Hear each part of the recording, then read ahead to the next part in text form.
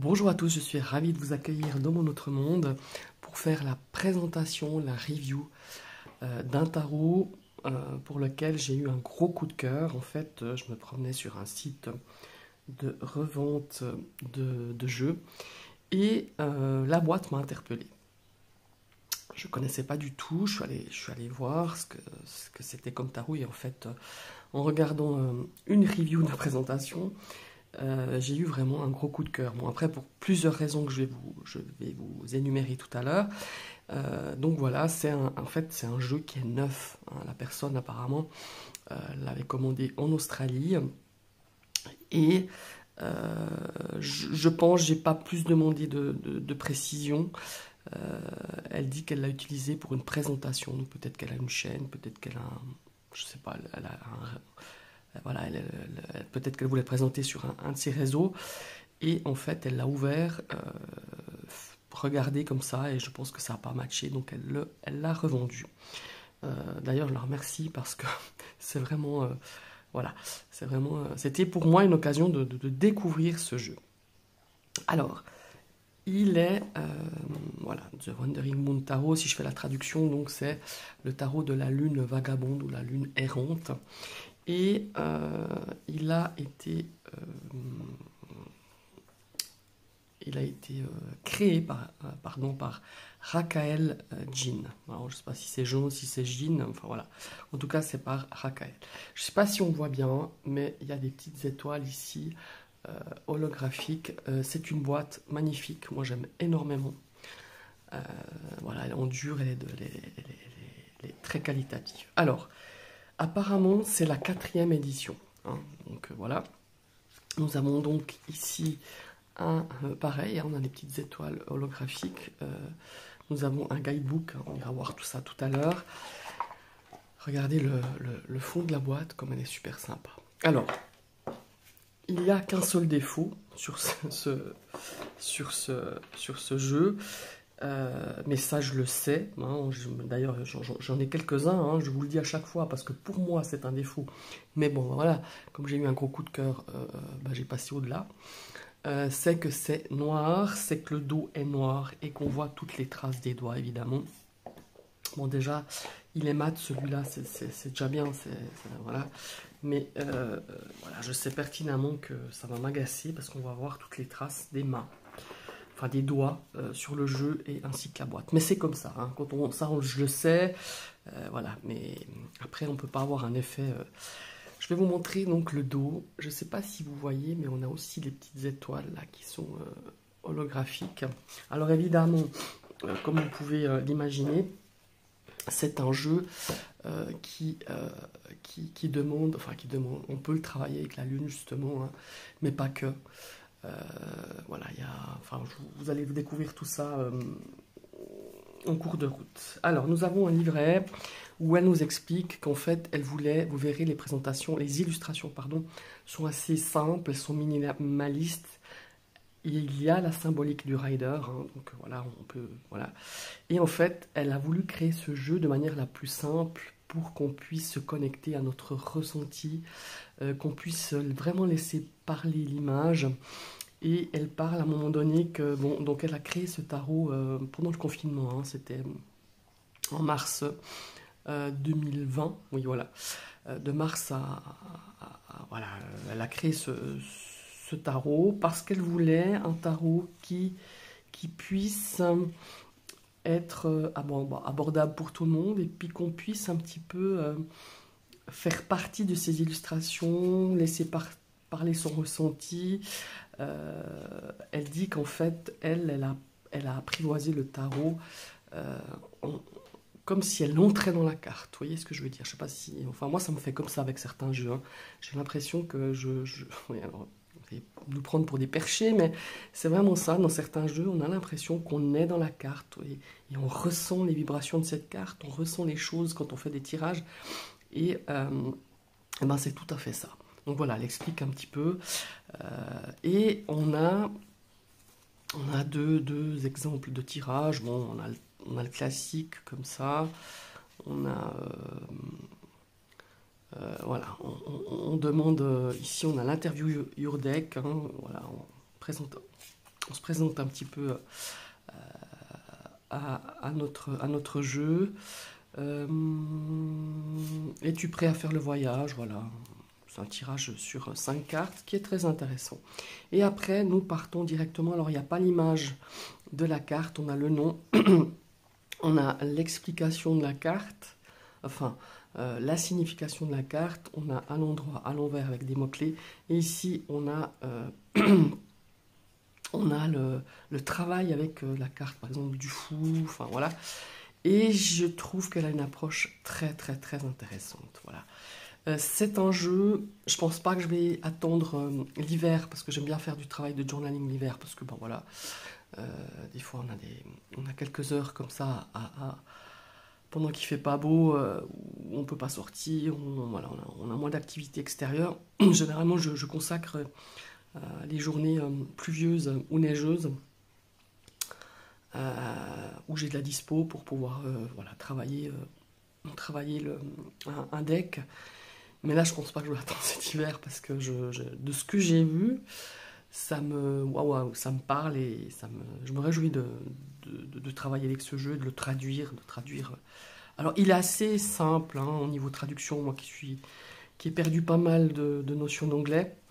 Il est assez simple, il est assez abordable, mais voilà, j'aimerais vraiment faire un cahier sur ce jeu. Voilà.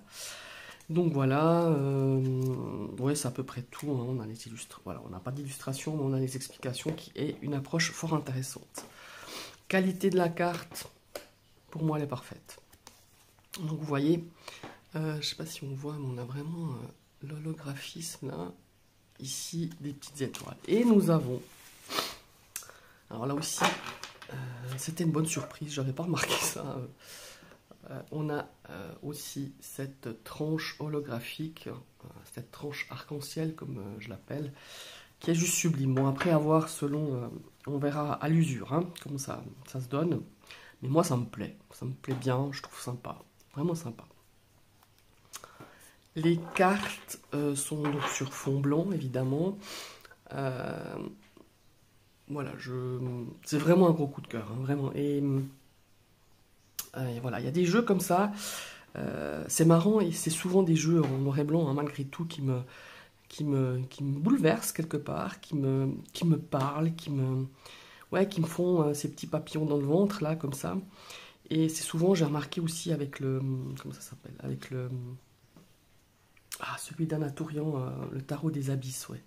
C'est un petit peu, alors il est beaucoup moins chargé, il est très minimaliste, hein, vous verrez.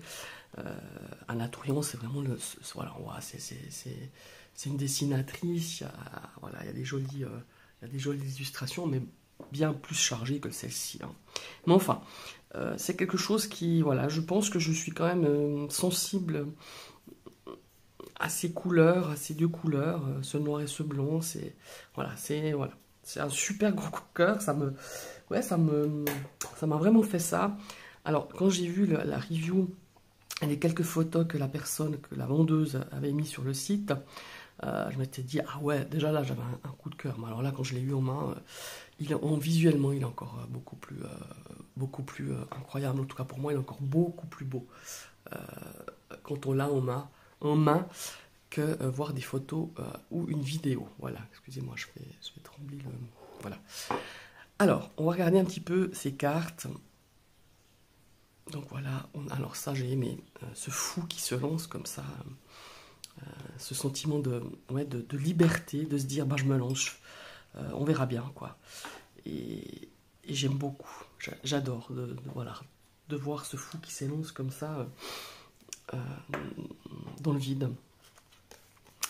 Et vous allez aussi comprendre pourquoi c'était un gros coup de cœur, parce que si vous connaissez un petit peu, si vous me suivez un petit peu dans mes présentations de jeux, vous savez que j'aime les mains. J'aime les mains dans les illustrations, que ce soit dans un tarot ou dans un oracle. Et là, croyez-moi, on a la série des étoiles, vous allez voir tout à l'heure. Il y a 2 séries qui ont été renommées. C'est des mains. Donc là, on a déjà le magicien avec les 4 symboles. Hein. On a aussi les symboles, les éléments, pardon. La grande prêtresse, magnifique. Voilà. Donc vous voyez, c'est très simple, mais on a quand même la symbolique. Donc voilà, on a l'empereur ici, hein, avec avec le signe du zodiaque du bélier, hein, on reconnaît. Généralement, on a le bélier sur le trône de l'empereur, pardon. Mais là, on a, voilà, et on a l'emblème aussi. L'impératrice, elle est juste magnifique. L'impératrice avec, avec Vénus. On a cette main et cette fleur. Elle me fait penser aussi à un oracle. L'oracle de Iéna, si je ne me trompe pas, ouais, de Soul Shadow. Le Love Shadow Oracle, elle a aussi cette main avec un cœur au milieu, mais elle a ses deux mains comme ça. Et là, on a une marguerite, il y a cette notion de l'impératrice, de la connexion à la nature, de prendre soin de soi, de prendre soin des autres. Ouais, elle est super belle cette carte. Alors voilà, on a les hiérophontes.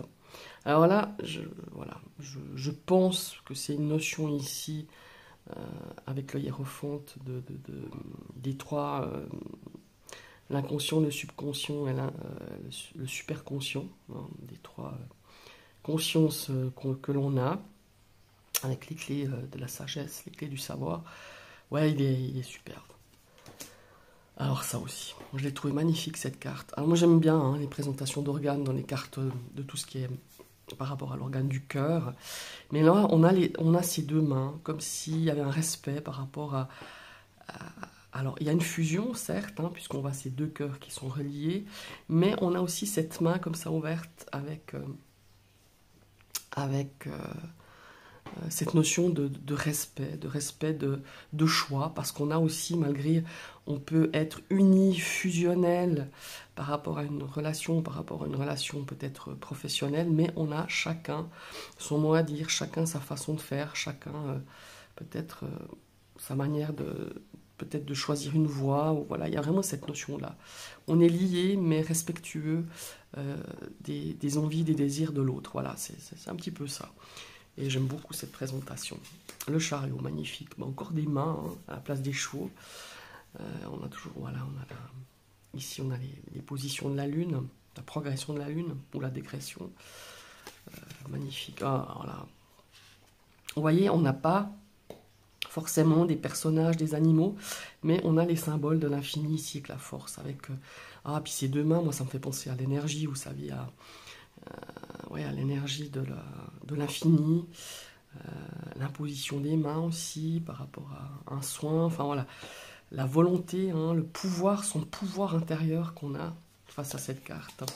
Voilà, l'ermite aussi, elle est sympa. Vous voyez, ici on a quand même cette montagne, ici on a l'impression que c'est un petit peu plus ardu. Alors est-ce qu'il est monté par là? Est-ce qu'il est monté par là, cet ermite, pour faire un travail sur soi, pour réfléchir, voilà. Très très très intéressant. Et je trouve qu'il y a vraiment de très belles l'Ouroboros, ici avec la roue de la fortune, la justice. Il y a plein de subtilités, hein. Là vous voyez, on a ce côté de la lame qui est un petit peu plus, je dirais peut-être martelé, usé, et ici on a le côté de la lame beaucoup plus clair, beaucoup plus blanche, beaucoup plus... ouais, beaucoup plus limpide, enfin beaucoup moins sombre, je dirais. Donc voilà, on a plein de symboles qui sont... alors celle-ci, je dirais que c'est, pour moi, hein, c'est celle que je préfère le moins, avec cette carte du pendu, cette lune, mais bon, voilà, pourquoi pas, hein. Là, je pense que j'irai chercher un petit peu ce qu'elle a voulu, à part le fait que, bah voilà, le pendu, cette lune est peut-être inversée, je sais pas, mais il y a, voilà. Là, je vais peut-être aller voir quand même le... J'aurais dû aller voir d'ailleurs, pour vous expliquer peut-être ce qu'elle a voulu mettre. Bon, la carte de la mort. Voilà, représentation assez claire. Bon, ce crâne, il fait pas spécialement peur. En plus, il y a eu des morts, je trouve, des illustrations de morts beaucoup plus impressionnantes. Là, oui, on a un crâne, effectivement. Mais on a ces petites étoiles pour nous parler justement de cette notion de fin, mais de recommencement, hein. La tempérance, ouais. La voie du milieu, c'est assez clair ça, hein, la tempérance. On voit cette route pour atteindre ces montagnes, et on voit que on a voilà, d'être là, on suit le centre de cette route, voilà, pour pas être trop ou pas assez. Ouais, c'est très intéressant. Bon, alors voilà, on a la carte du diable, On a l'emblème ici avec les cornes. Alors, la tour. Ici, c'est une gemme, une pierre, enfin... D'ailleurs, on va retrouver pour les bâtons, hein, à peu près le même dessin. Un cristal, voilà, je cherchais le mot. L'étoile. L'étoile, ici, c'est une seule étoile, mais elle a 7 pointes. Hein. Je ne me rappelle plus d'ailleurs comment ça s'appelle. C'est hepta, mais je ne sais plus comment. Heptapointe ou heptagore, je ne sais plus. Ouais. Voilà, c'est une étoile. On a cette notion de souhaiter, de regarder cette étoile, de la désirer. Il y a une notion aussi de désir, de souhait. On a le signe du Verseau ici. Ces mains, elles ont plein de tatouages. Hein. Elles ont des lignes, plusieurs lignes. Vous verrez Ouais, bah voilà, on a la carte de la Lune, qui est juste magnifique, avec ses cristaux. Le soleil, voilà. La lumière qui rentre. Hein. On a peut-être brisé des choses, on a fait éclater la vérité. C'est vraiment ça avec ce mur, hein, ce mur de pierre. Là aussi, il y a une interprétation qui me plaît énormément. Le jugement, je l'ai trouvé aussi très très belle, magnifique. On a, voilà, on a ce jugement, on a l'appel, on a cette main qui s'ouvre comme ça en disant, voilà, par quoi je vais être, voilà, par quoi ces étoiles vont m'interpeller, vont m'éveiller, me réveiller. Ouais, j'aime bien. Alors voilà, on a le monde. On a le monde toujours avec cette main. Ici, on a les 4 éléments. Ici, on a le vagabond. C'est une carte supplémentaire, ou le errant, hein, le vagabond, le errant, qui nous parle un petit peu de notre conscience, de notre âme. Voilà. Une carte à utiliser ou pas. On a aussi une deuxième carte qui va nous permettre de travailler, peut-être faire des tirages pour la nouvelle lune. Je trouve très intéressant. Oui, je vous dis, on a plein d'infos sur ces... Vous voyez, ici, on a une serrure. Ici, on a un élément, on a la lune. On a ces petits traits sur les mains. Là aussi, il faudra que je regarde s'il y a une signification quelconque. La pleine lune. Voilà. Donc, vous voyez la différence ici. Ici, c'est nous qu'on a la possibilité de trouver peut-être une solution. Ici, on a la lune, vous voyez. Ouais, super sympa. Alors, nous avons donc la série des lunes qui est la série des coupes. Ça fait référence évidemment aux émotions. Hein.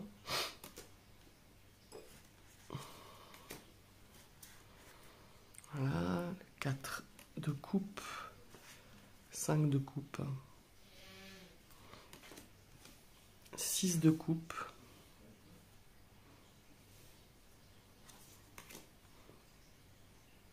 7 de coupe. On a l'impression de se dire si je choisis celle-là. Et voilà, c'est un petit peu, vous voyez, on voit, hein, elle fait ça. C'est un petit peu... j'espère que j'aurai de la chance, quoi. 8 de coupe, elle est sympa, celle-ci aussi. Ouais. 9 de coupe, voilà, on a toutes ces étoiles filantes, hein. Les souhaits, les désirs. 10 de coupe. Hein. On voit toutes ces lunes alignées. Alors voilà, maintenant on a les valets, les personnages de cour sont aussi très très simples. Mais voilà, on a quand même toute la symbolique. La reine avec sa petite couronne sur les mains et le roi. Voilà. Maintenant, les étoiles, ce sont les deniers. L'as de denier.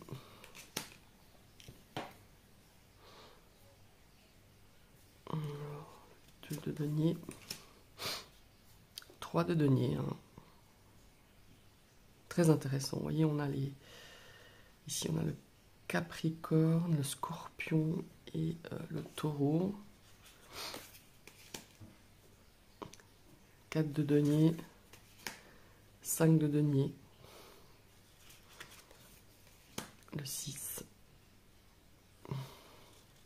décrocher l'étoile, ouais, 7 de denier, le 8, voilà. Là, on est dans l'apprentissage, dans le... Ah, elle coud, hein, elle a une aiguille à la main, elle coud ses petites étoiles, elle crée. 9 de denier. Il y a ces étoiles qui sont tatouées sur cette main. Ouais. 10 de denier, elle est magnifique celle-là, superbe. Alors le valet,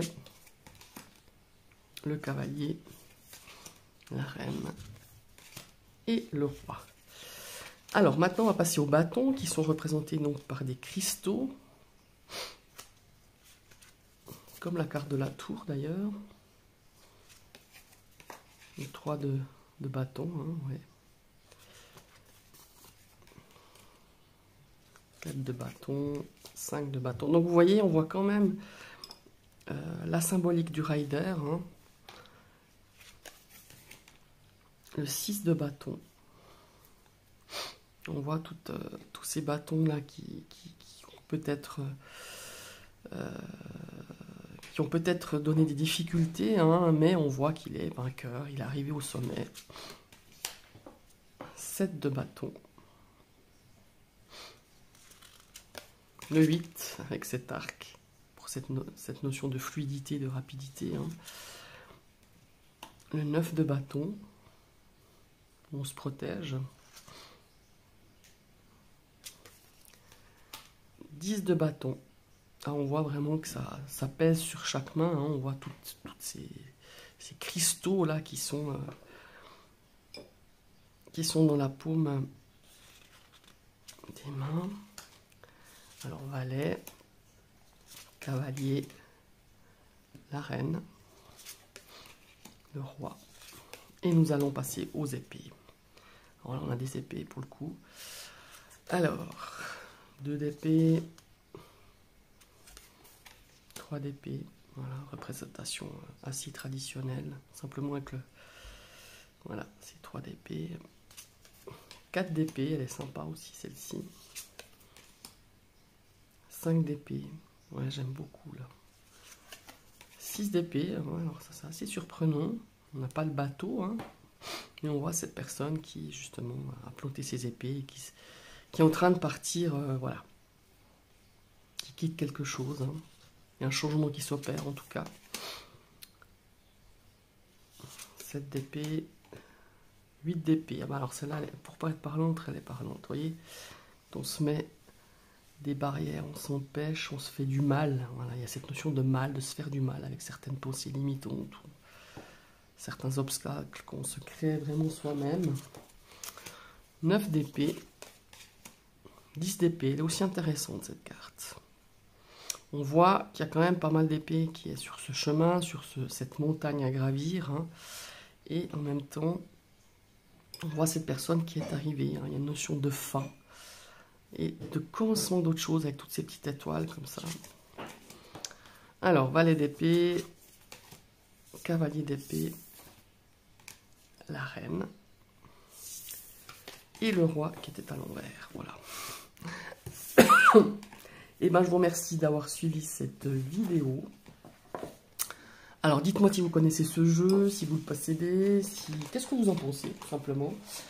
Votre avis m'intéresse, en tout cas moi c'est un gros coup de cœur, je pense que c'est un jeu que vous allez voir fréquemment sur ma chaîne, et peut-être que je ferai une review quand j'aurai travaillé, quand j'aurai tenu mon journal, quand je l'aurai travaillé tout simplement. Je vous souhaite une très très belle journée, et à tout bientôt, bye bye.